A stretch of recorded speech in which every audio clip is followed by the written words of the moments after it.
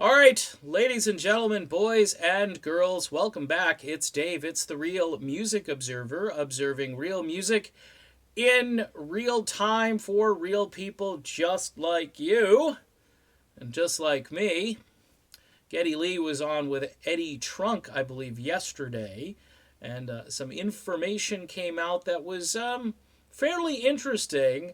One thing is that Geddy is willing to work with Alex Lifeson again in the future, which obviously opens up this ugly Pandora's box of would it be called Rush or would it just be, Alex and Geddy, G&A project? I mean, who knows what they would call it. Here's my take on this. Neil Peart was one of the greatest drummers ever.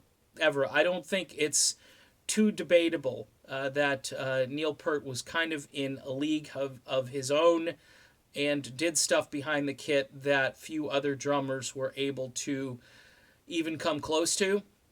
With that said, Neil can't play anymore and has retired from drumming completely, not just from Rush. If you read the article, like he's not playing drums anymore.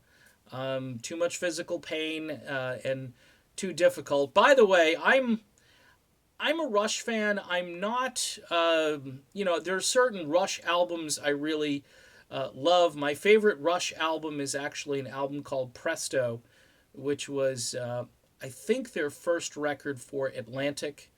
And I was in radio at the time, and it was just such a great record, and it was so undervalued and underplayed. And when you hear Rush tunes on the radio today, it's going to be like moving pictures, and it's going to be, I don't even think they're playing stuff off of Signals anymore, which was another fantastic record. Toward the end of their tenure with Polygram, they were undervalued, underappreciated.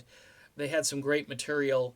Time Stands Still, just fantastic. I mean, just all of the Rush stuff is actually, a lot of it's been focus tested out of American classic rock playlists. I don't know if it's too progressive and people just can't wrap their brain around the lyrics or the quality musicianship. I'm not sure what it is that's hurt Rush here in the States. I'm sure in Canada they're playing everything that was played and maybe then some. But getting back to this whole idea of Rush without Neil Peart, it's almost impossible.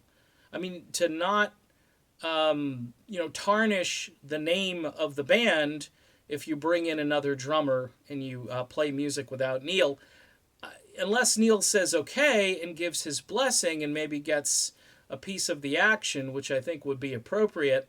A lot of musicians are doing that these days. I don't know. As a fan, I think you gotta just put it to bed, because whether you like, say if you like the early 70s or mid 70s Rush when they first came out, that bar band style, that power trio, or if you like the techie Rush that emerged in the 80s and then a little bit more refined in the later 80s and early 90s, it's all just amazing music. It's some of the best rock that's ever been made. And I would say, to honor it, I would just put it to bed. I wouldn't bring it back. If, Geddy and Alex want to work together again. I mean, watching Geddy Lee play bass when he got up there with Yes during the Rock and Roll Hall of Fame, he totally had like a glimmer in his eye. He was just, you could tell that that's something he loves to do, is get up there and play bass and be part of a band. And very appropriate to be up there with Yes and John Anderson getting inducted into the Hall of Fame. But we shall see if this materializes, and maybe there'll be a different name given to it. I'm hoping if they do anything, they kind of respect the legacy of Rush, which is just, it's unprecedented. They are just in a class by themselves as a band, and Neil Peart as a drummer, just incredible. Just an incredible drummer. All right, done. Be back. Can't say anything more about Neil Peart because everything's been said. He's one of the greatest ever. All right. See you.